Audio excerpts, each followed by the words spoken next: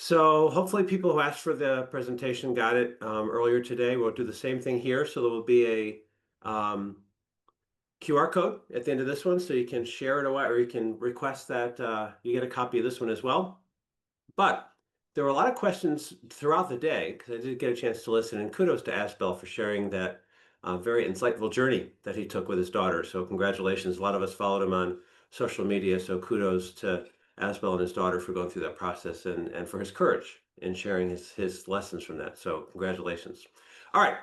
So we know from earlier and really throughout the day that EMS is in financial trouble, but we have found through some analysis that there may be an opportunity for organizations to collect more revenue than they have been doing traditionally.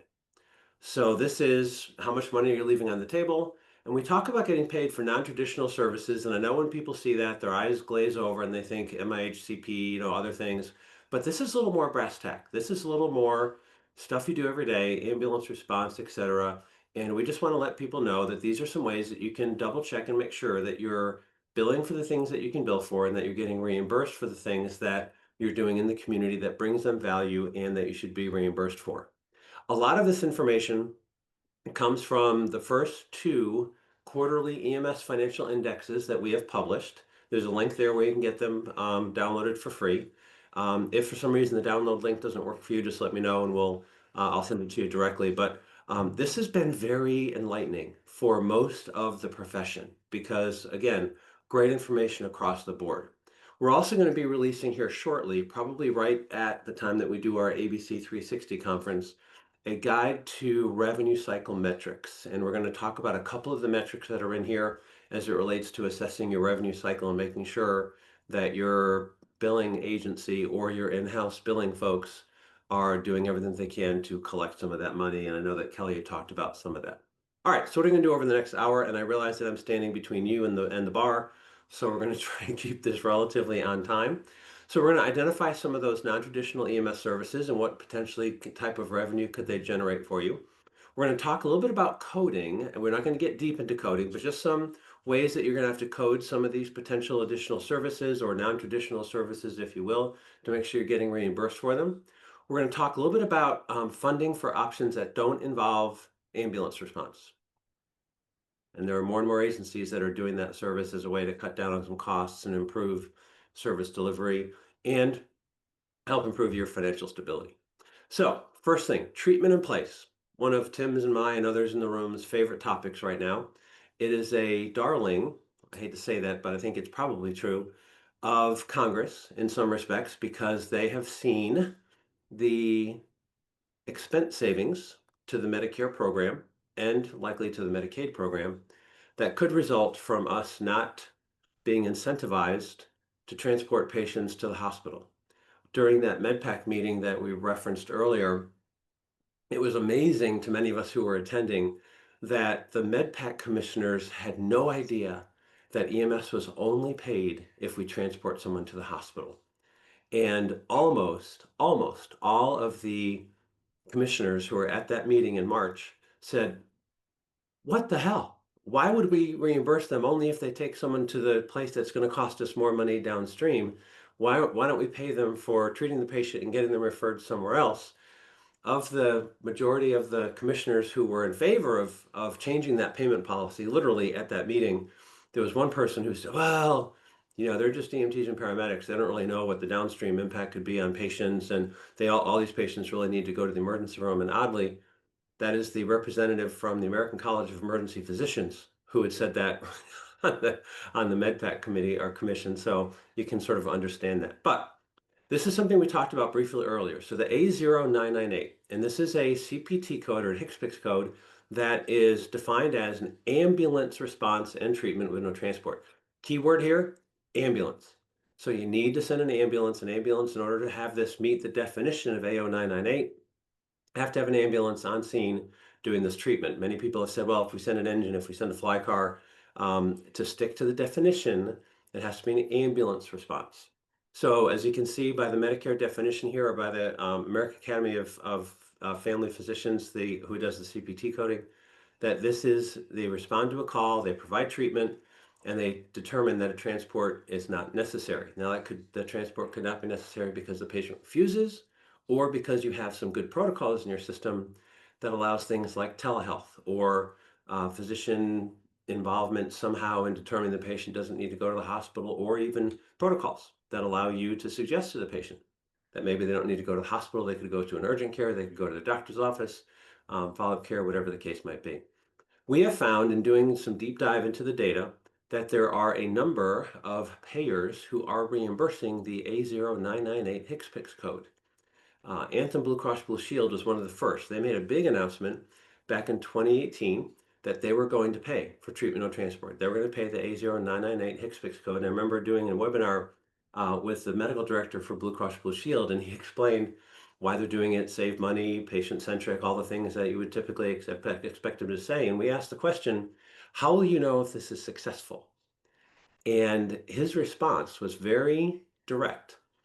He said, we'll know it's successful when we're billed for the A0998 HCPCS code a lot.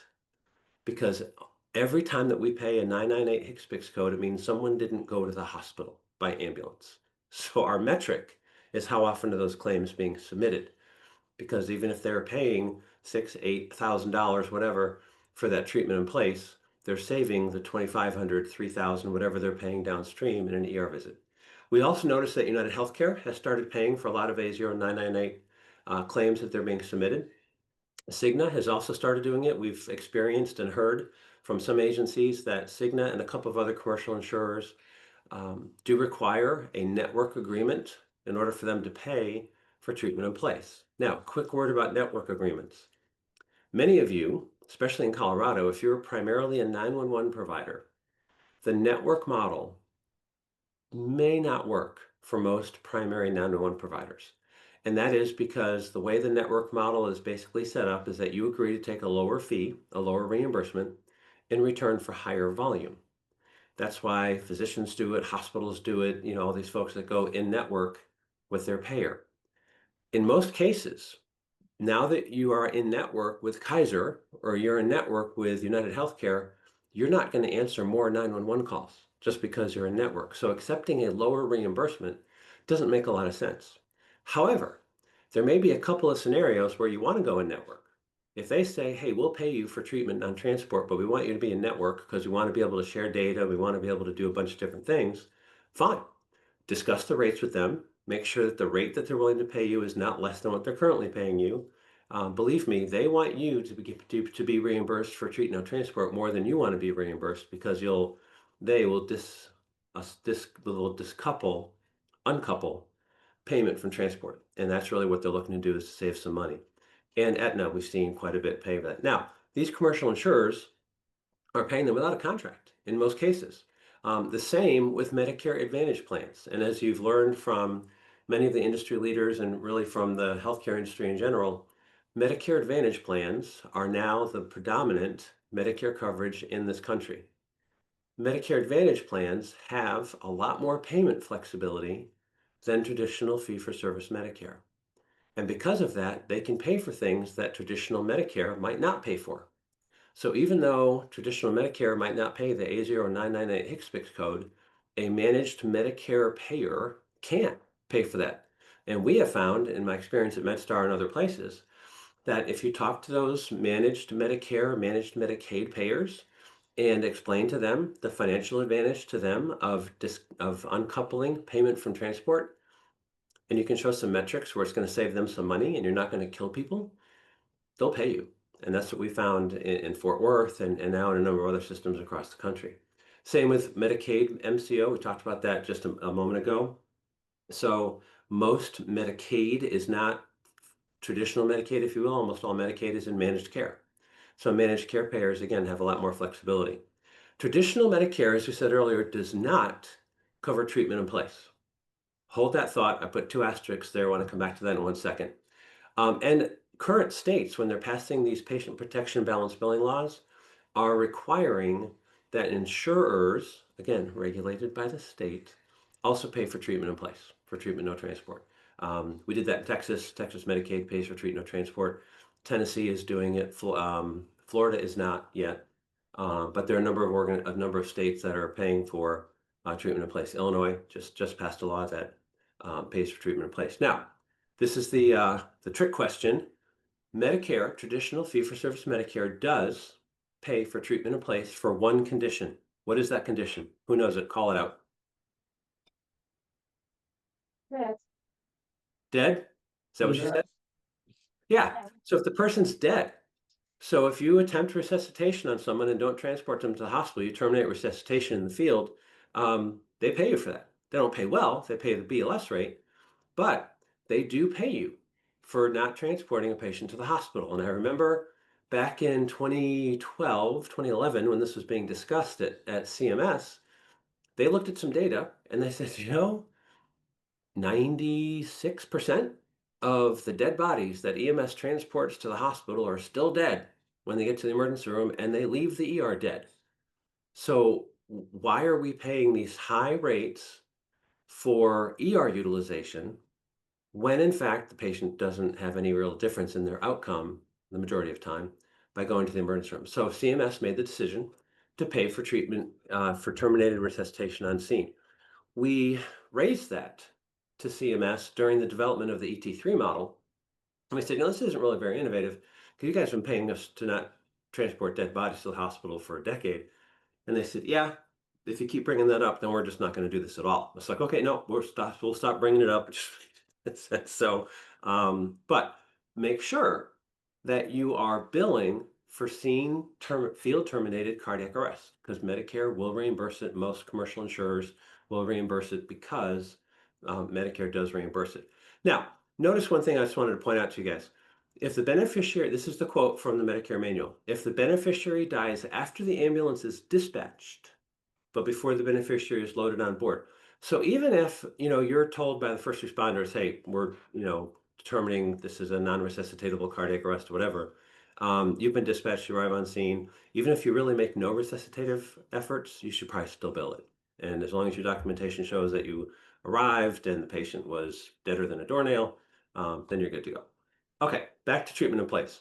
In our financial index, here's the data on the percentage of patients the percentage of treatment in place claims that are being paid. And again, as you know, 82% in the West of the treatment in place claims being paid, of the treatment in place claims are being paid. Nationally, it's almost 40%. So the concept or the thought that, well, it's not a covered service, we're not going to get paid, really isn't true. Because if we drill down a little bit deeper, there's a lot of money being generated for billing for treatment in place. In fact, when you look at the bottom line, in the 2024 data, about $17.3 million were generated by EMS agencies, ambulance agencies really, across the country because they billed for treatment in place. So if you're not billing for it, please, please, please start developing a policy to bill for it. Here's who's paying. So Medicare Advantage, the average reimbursement from a Medicare Advantage claim paid for treatment in place is $300. Medicaid, $249. In Texas, Medicaid pays the full base rate for a scene treat, no transport. And that's $260 to $280, depending on the level of care. Insurance, yes, commercial insurance, average payment, $683. So the reimbursement is actually not bad. When they pay the claims, they pay them well. So make sure that you're considering that. So the question always comes up, what is a treatment in place versus some other type of claim? When should we really bill for treatment in place? Well, here's a couple of examples. This is what we did when I was at MedStar. We went through probably 3 or 4 different iterations of this, and we finally rested on this. First, this is our policy, a first or second party call. So someone has called for themselves, or someone who's with the patient has called. If it's a third party call or a fourth party call, somebody calls because Sean has fallen asleep on the park bench and somebody's driving by and they say, I think there's something wrong with him. And we arrive and wake him up. And he says, I'm fine. I'm just trying to take a cat nap, whatever. That's not billed because the patient didn't call for themselves. Someone wasn't with them when they called. Second, there needs to be an ambulance on scene. Just that's the way it has to be. Then for the third part of our policy, there had to be some type of advanced assessment. You pierce the skin to do some type of assessment, i.e. a blood glucose check, or there was an EKG done. Because now you're providing some type of advanced assessment instead of just a fisheye or just a blood pressure or pulse ox, whatever. You really think something might be going on. You think enough about it that you're going to do some advanced diagnostics, and then and or there was actual definitive care provided. So if you did a breathing treatment, you did a D10 administration, you did Narcan administration, whatever that type of actual real intervention was, and it could be a BLS intervention, it could be an ALS intervention, and the patient ends up not going to the hospital, that's a billable call. Patient called, typical scenario, asthma patient. A little bit of difficulty breathing, you get there, the family member called, you arrive, you give them a breathing treatment, they feel much better, you give them oxygen, they feel much better, and then they decide not to go to the hospital. That's a bill. Because you were there, you provided medical care, you avoided them having to wait in the emergency room forever, you avoided them having to pay an ER copay, whatever the case might be, you certainly avoided that cost to the insurer. So bill for that. Makes a ton of sense. Just had a big discussion about an hour ago with the agency asking about whether or not oxygen, if they administer oxygen, is that should that be a billable service? I said, isn't oxygen a drug? Everybody tells you that, right? So you administered a drug. So you gave somebody oxygen, that should be billable. Now, twist an ankle and you put or a small lac and you put a Band-Aid on it and maybe some sting kill for a sting, and it's more first aid. I wouldn't bill that because people tend to get a little persnickety about that. But again, in these cases, it makes a ton of sense. Here's an example policy. This is from a different agency. They did not bill for EKG only, but they also did not bill for lift assists, as you'll note. And more agencies are now billing for lift assists, especially at facilities.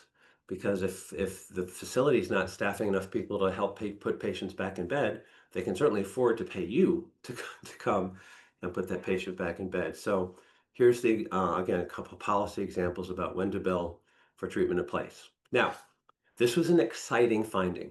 So one of the AIM High member agencies submitted a request to the Office of the Inspector General from HHS. And they wanted to know this. Hey, we want to start billing for treatment no transport, but we don't want Medicare patients who don't have coverage for treatment no transport to be saddled with a high bill. So we want to waive payment from essentially Medicare patients because it's not covered. So we want to bill and collect only from insurance.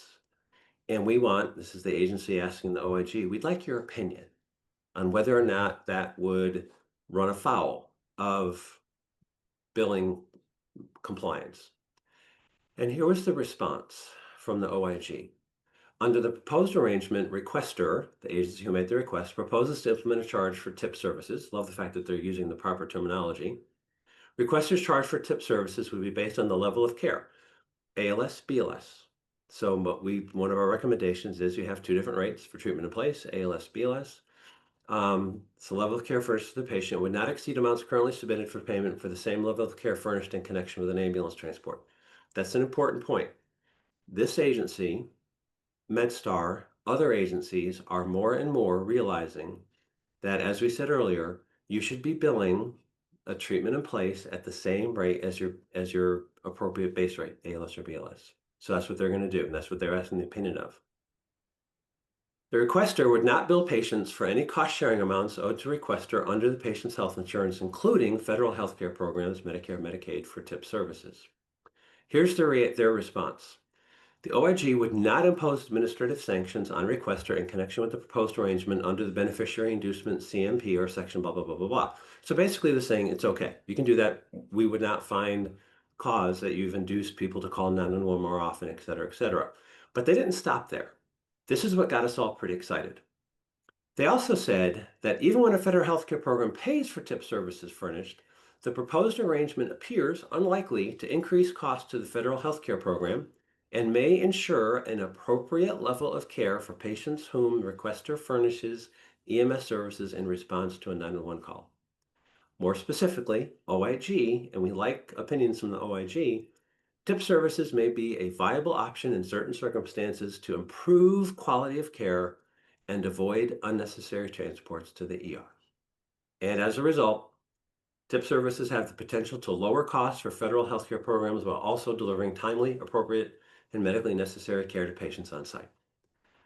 So, many of us have already used this letter extensively. with members of the House Ways and Means Committee, with the members of other parts of Congress, and with CMS to say, hey, even your own Office of the Inspector General thinks this is a great deal for the federal government. You guys should be covering this. Anyway, all right, takeaways for tip.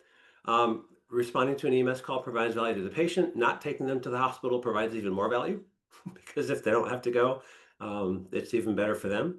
And you should bill for it. And you should be billing at least your base fee. Because remember, cost of readiness. All right, ALS assessment. Whole bunch of discussion regarding this. And it's a little bit all over the map.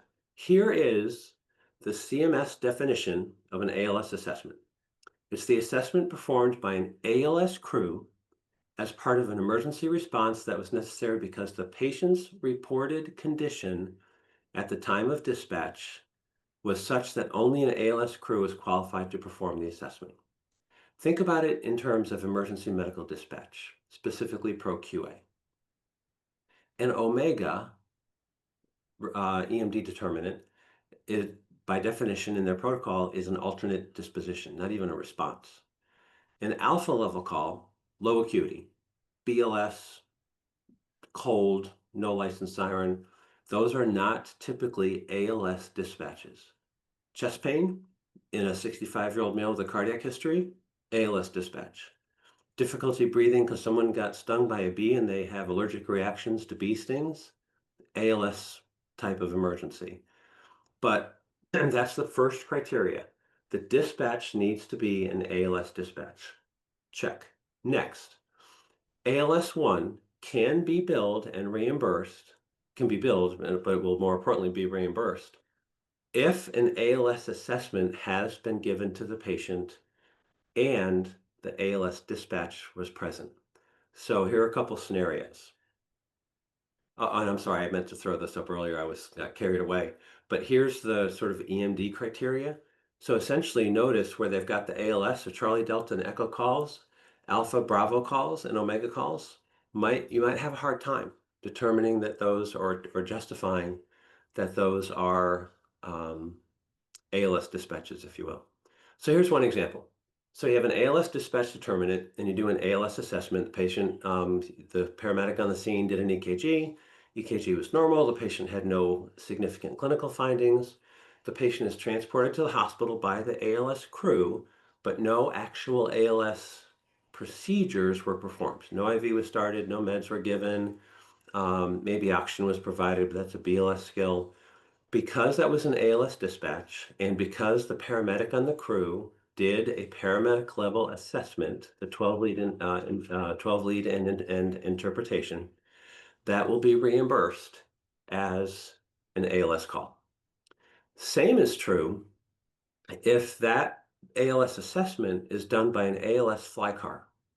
So this is something that comes up a lot in systems where you have a lot of BLS ambulances, but ALS flight cars. So think of the state of New Jersey. Very common in New Jersey to have paramedics on a fly car, and they intercept with a BLS unit. So you respond to a chest pain call.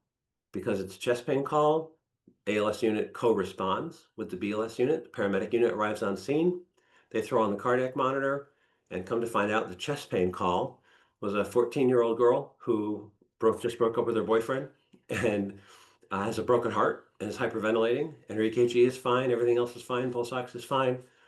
The ALS quick response vehicle, the fly car, triages off the call. Said, yep, 12 leads, fine. You guys take them in, I'm leaving. That call can be billed by the ambulance agency as an ALS call because chest pain, ALS determinant, ALS assessment was done. Even if no ALS care was administered, that can be billed ALS and it will be reimbursed ALS. Okay. Any questions on that part? Because I know it's a little bit confusing and some folks typically have a lot of questions. We're all good with that? Okay. This is where this gets important to differentiate. So again, this is from our financial index, and these are of emergency calls. So we took all of the calls that were billed as emergency, and you'll note that nationally, 38% of the emergency calls were billed at the BLS level, 60% were billed, 61% were billed at the ALS level. So just consider 60% of the 911 calls, let's say emergency calls, of the emergency calls were billed at the ALS level. We just did an assessment for a system, a very well-regarded system, and you'll note that in their data, when we pulled their patient care reports, not dispatch information, patient care reports, actual ALS care being given as selected by the crew, where the crew selected, yep, we provided ALS care, was only 34%. BLS care was 60%. But even though they didn't deliver ALS care, because they were dispatched on an ALS dispatch and because they did an ALS assessment, even though they didn't administer ALS care, they were still able to get reimbursed at the ALS level. Here's where it gets even more interesting. That same system, only 16, 17% of their patients in that system get a drug, aside from oxygen. Of the drugs administered, half are BLS eligible drugs and half are ALS eligible drugs. So if you think about this, if they were not doing ALS assessment billing, it is likely that they would only be reimbursed at the ALS level but on about 10% of their calls. But this was a little bit of a gift from Medicare back in the day during the development of the ambulance fee schedule, that, hey, if you staff a medic and you have to send a medic on the call because of protocol and it meets that criteria, we'll reimburse you at the ALS level. So amongst the EMSMC clients, and that's where this data comes from, 61% of the calls are billed ALS. When they have an ALS assessment policy, that number jumps up to 70.5%. So make sure that you're working with your billing agency, with your in-house billers, that ALS dispatch, ALS assessment, even with no ALS care, should definitely be getting reimbursed at the ALS level. Makes a big difference in revenue stream. So I think we talked about most of those. So staffing ALS resources makes a ton of sense. Okay, one of the questions that comes up often is, well, our dispatch agency doesn't do EMD. Sheriff's Department dispatch agency, they don't do any type of EMD, APCO, Clawson, nothing. So what do we do? Well, you can have your medical director write a protocol that says, hey, a chest pain call, a difficulty breathing call, a major trauma call, fall in excess of 20 feet, whatever the criteria is, that those need to be responded to by an ALS unit or BLS with ALS flag or whatever. That's an ALS call. And you could use that criteria. So there are a number of ways you can work around it. Just because you're not doing EMD doesn't mean that you can still have a ALS dispatch, because your medical director can help you set up those policies. All right, global payment arrangements. This was fun. We did this when I was at MedStar and had a lot of fun with this. This is essentially what's often referred to as a capitated payment. This is a process where you are not reimbursed for the volume of services that you're providing. You are reimbursed a fixed amount per insured life, per member, per month, and that is irrespective of how many services that member population is going to use. So there's a little bit of risk in doing a global payment arrangement or a capitated payment model, because what you're trying to do is you're trying to get enough of a monthly fee to cover your cost of responding in ambulance to those patients or whatever other resource you're going to be providing, and not take a bath. Because if you underestimated how many calls there were going to be, or you underestimated how many of those patients are going to go out of county because they're going to a different hospital, you can get into a little bit of financial trouble with this, because you're not billing claim by claim by claim, you're getting a fixed payment. The payers have a little bit of a risk as well, because they may overpay because they put too much money into the pot. They may underpay. They want to underpay, but you just need to be very careful. So here's how we did this. We did this with Blue Cross Blue Shield of Texas. And it took us about a year to get this done, but it was pretty straightforward.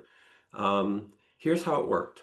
So we took the Blue Cross Blue Shield claims that we submitted, and they cross-referenced it, and determined that on average for this particular Blue Cross Blue Shield plan, it wasn't for all their plans, it was for one specific plan, that they were expending about $78,000 a month on 911 ambulance service. Their members calling 911, we bill Blue Cross Blue Shield, they pay, there you go. And that their average expenditure per patient to us for the ambulance trip was $13.95. And they verified this data. They said, yep, that makes sense. Okay, so 300, I'm sorry, 700, 674 trips, blah, blah, blah. They paid us $1 million. Terrific. Thank you very much. They then told us how many members they have in this particular plan that they wanted to capitate. And they said on average, we got about 41 and a half, 41,500. Great. What would the expenditure be for that population based on the number of transports, et cetera, et cetera? And it all worked out and said, okay, if we're going to do a capitated payment model, you would need to pay us $1.98 per member per month to cover the cost of ambulance transportation, emergency ambulance transportation. And they agreed. They said, okay, that seems to work out well. But then, of course, we had to put in that little extra, hey, we're putting in a little percentage here for we're not really sure what we're doing, and neither do you. And when it comes to ambulance service. So we knew that on the 15th of the month, or the next business day closest to the 15th, we were going to get, well, let me go back. I'm going to hold that thought for a second. They also said, hey, we have this problem with high utilizers. People who go to the ER when they don't need to, they call 911 when they don't need to. So we would like you to use your mobile healthcare program to enroll our high utilizers out of this health plan into your MIH program. And we said, okay, why would we stop there? Let's include the cost of 911 nurse triage. Maybe we don't even send an ambulance, blah, blah, blah. So we incorporated all of that. We figured out what it would cost us to operate an MIH program just for the Blue Cross Blue Shield population and determined what that overall total program cost would be for the year. And then we calculated out, again, how many members would be eligible for that program. We're going to enroll a bunch of them, but about 5.5% of the total population would be eligible for the high utilizer program, capitated rate per enrolled high utilizer patient. So that added another $1.53 cost per member per month. So that meant that Blue Cross Blue Shield was going to pay and was paying $3.28 per member per month for ambulance and community paramedic services, MIH services, for their population in that health plan. So we got three things on the 15th of the month from Blue Cross Blue Shield. First, we got a list of all their current members in our service area. Name, address, date of birth, and cell phone number. Our computer-aided dispatch system is able to flag patients based on their cell phone and based on their date of birth and based on their name. So when someone called 911 from a cell phone that was in the database in our CAD from Blue Cross Blue Shield, we knew it, that they were a Blue Cross Blue Shield member. That was vital in this program because we could manage them differently. The second thing that we got from them was the claims history for all 40,000 of those people from the last year. And it was a rolling year. So the last 12 months, what was their claims history? So we could identify the patients that were going to the ER. We knew who was calling 911 a lot, but we didn't know who was walking into the ER. We didn't know who was getting admitted regularly, but we could see that on the claims history that Blue Cross Blue Shield gave us. The third thing that we got was an automatic direct deposit into our operating account at the bank for that number of members times $3.28. Our goal from the time this contract went in service was to not respond to any Blue Cross Blue Shield patient that we were getting paid for, because quite frankly, we've already been paid. So we don't want to have to respond. So we did a whole bunch of things to implement good, seen, treat, no transport policies, mobile healthcare policies. We've got a lot of patients enrolled into the mobile healthcare program that were high utilizers to reduce 911 calls. And the program worked really well. And we actually ended up making more, getting paid more by Blue Cross Blue Shield than we were getting paid doing the fee for service, including the MIH. So they loved it. In fact, one of the funny things was when we were in the final weeks of negotiation, we found about a $200 per claim discrepancy. Blue Cross Blue Shield said, well, we're paying about $1,150 per claim, but you're showing $1,350 per claim being received. What's the difference? And we finally figured it out. That was the deductible and copayment on average. So Blue Cross Blue Shield was paying $1,150. The patients on average were paying the $200 copay. So I said to Blue Cross Blue Shield, we can do one of two things. We can either send you EOBs or send you claims for all of these interventions, and you can figure out and then just reimburse us the 200, or we can add 11 cents to the cap rate. It's up to you. And they said, just add the 11 cents. We don't want to process claims. So it just made a ton of sense. All right, any questions about that program before we move on to the next couple? Okay. This is an important part, services that do not involve an ambulance response. So many of you are doing mobile integrated healthcare programs, community paramedic programs. These can be billed a number of ways. The way that we build them typically was on a roster bill. Because if you have an agreement with Molina, with Kaiser, with whomever there in Colorado, you can bill these with an agreement that they're going to pay on a roster. That could be either per patient contact, and we had some of those where we sent them, hey, we saw these patients 5 times this month.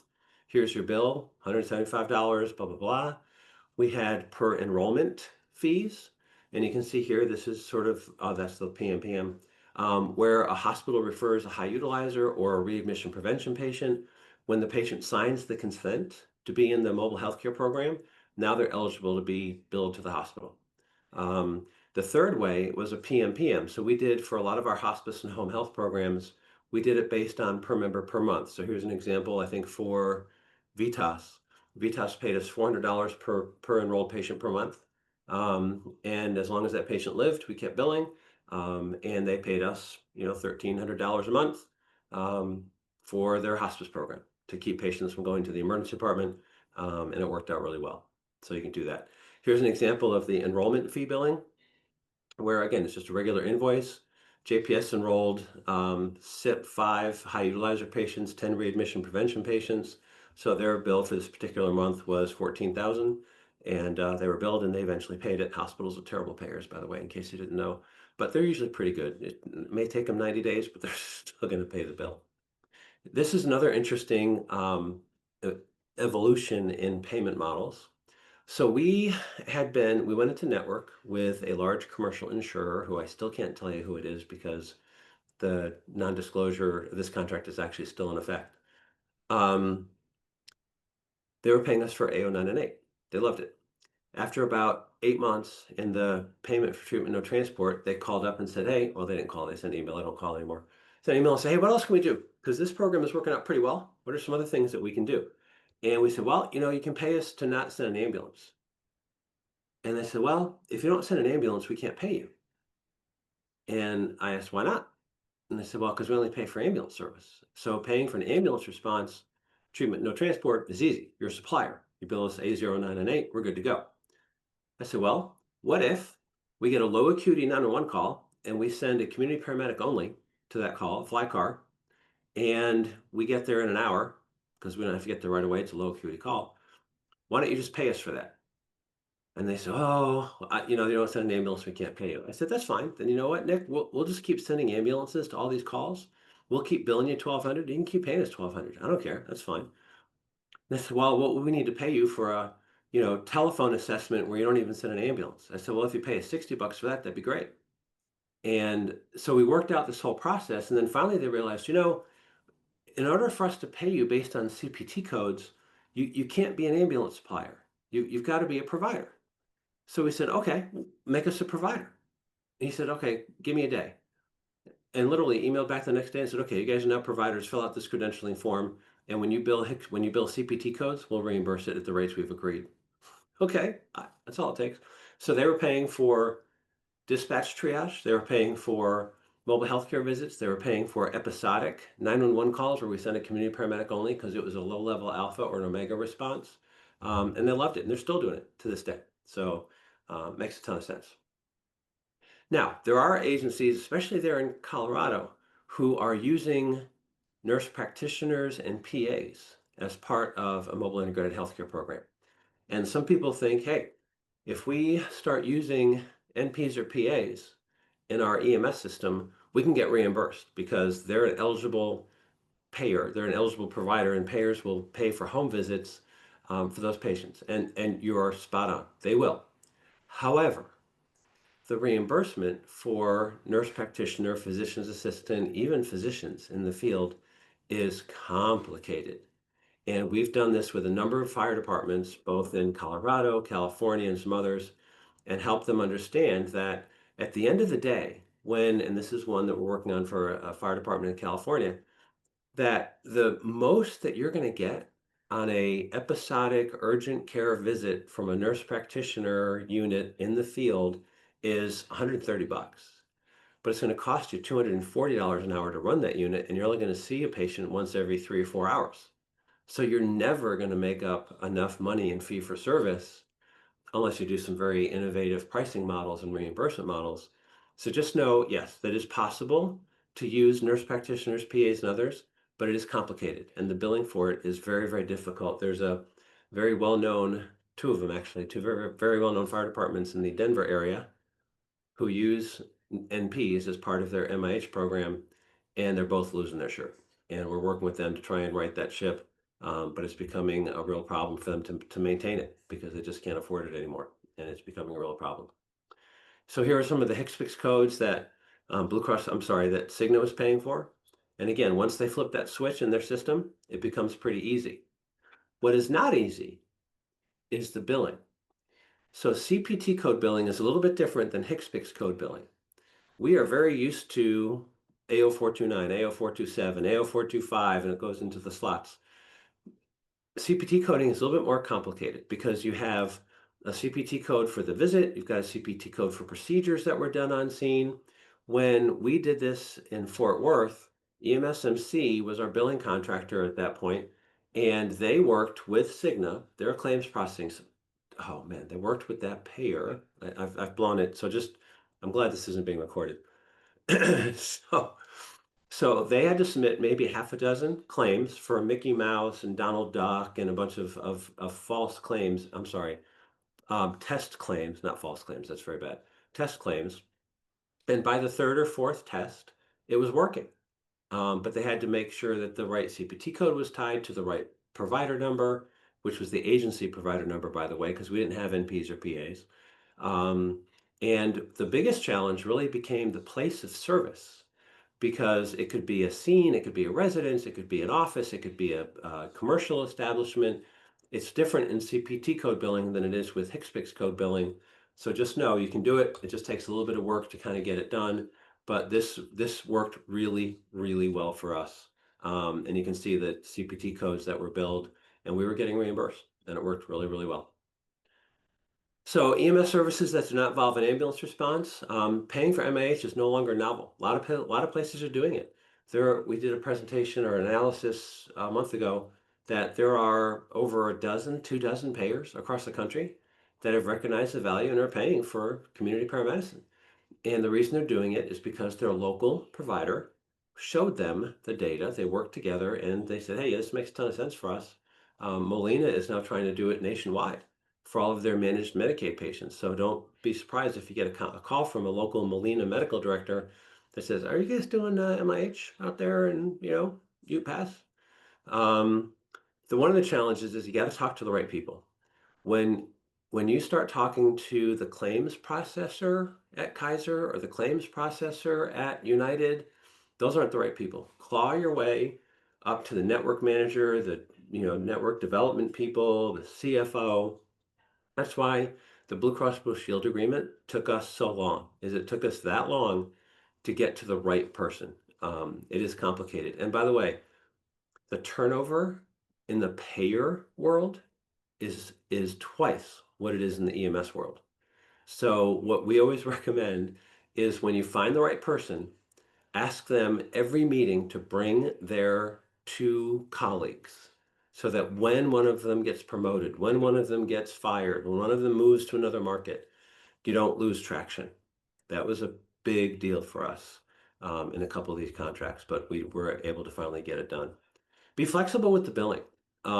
When we found the whole capitated payment model, that wasn't our idea. That was Blue Cross Blue Shield's idea. And they said, hey, we've always wanted to do this. Would you guys be willing to try? Yeah, let's give it a shot. CPT code billing was our suggestion to Cigna. And again, that worked really well. They just had to flip the switch to make us a provider instead of a supplier of ambulance service. But be flexible. If they want roster billing, fine. If they want something else, whatever it takes, just get reimbursed for those innovative services, including treatment in place, alternate destinations, etc. Know that you bring value and be able to articulate. I know we've had a couple of conversations with some of the programs in Colorado that are doing MIHCP. You have to have defensible data when it comes to cost savings.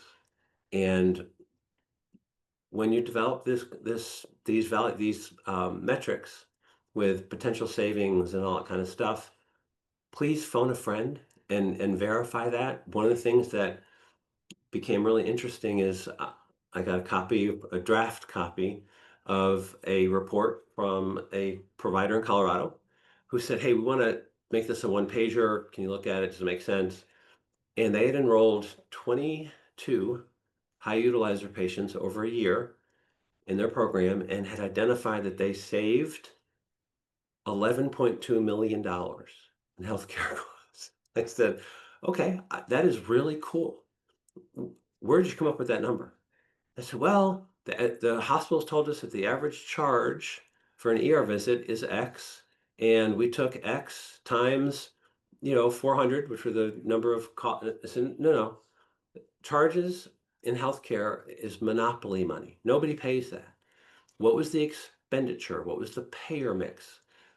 Because someone's going to call the BS flag if you really start to oversell the economic value of some of these programs. So you got to be very, very specific, and that'll help you. So if you need that help, let us know. All right, Kim, we're at the Q&A section. I'm going to blow by the Q&A slide, put up the QR code for folks who might want the presentation. The hyperlinks in the presentations, when you get them, are all linked. So you can just click on them and it'll take you to those source documents. So you don't have to take my word for anything. You can just go right to those source documents. But opening up for Q&A, either online or in the room.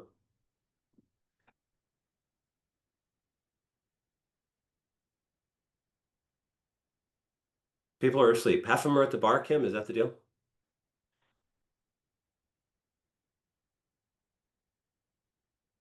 Veronica says she was going to talk to you, but you already covered her. You answered the question. That's right. She had a specific question about home health. So reach out, Veronica, send me a note. Let's chat. James. Oh, sorry, it's from James. That's hi. Hey, Matt, is there any value to partnering with a provider's office or integrating a clinical setting when it comes to billing? Are you referring to specifically like a mid-level billing incident to services? Yeah. Yeah, there could be. In some cases, nurse practitioner and even PAs, and in some states, community health workers, by the way, who are eligible for reimbursement, are only eligible if it's part of care coordination with the primary care physician, or the primary care patient-centered medical home. So we're doing this program for a clinic in California. The clinic is the biller, right? The patient is their patient, but the patient is homebound or they're having home visits by the fire department MIH program. The clinic is billing for the home visit because they're able to do that. They're a provider. They can bill for that. It doesn't matter who the provider on the back end is, etc. The clinic gets the revenue and they pay the fire department. That's fine. So those programs actually do exist. They're not unicorns and they do work as long as the reimbursement is enough that the department can sustain the availability of their community paramedic or MIH program. If you wanted to do it with a clinic or a primary care physicians or a physician practice, Dispatch Health in our community, one of their first ventures here was a partnership with Texas Health Physicians Group, the largest physicians group in the DFW Metroplex. And Dispatch Health folks were seeing THPG patients at home because the offices were too full. And the docs didn't want to have episodic patients coming to see them the same day because they already had 10 people in the waiting room. So when a patient called the doctor's office and said, hey, my kid's sick, he's got a fever 102, I want to bring him into the office. They said, no, stay there. We'll send someone to you. Our waiting room is already too full. And they would send Dispatch Health, and the physician group would bill it and pay Dispatch Health. Does that help? It's actually really helpful. And then same question for FCAs and Peters. Same question for what? for partnering with SCHQs. Do you know anybody who's partnering with the federally qualified FQHC. safety net clinics? Yeah, so the one I just talked about in California, they're an FQHC. FQHC. They get incentivized by Medicaid to see more patients. So the program is very synergistic for the clinic as well as for the fire department. Excellent. Thank you. You're welcome.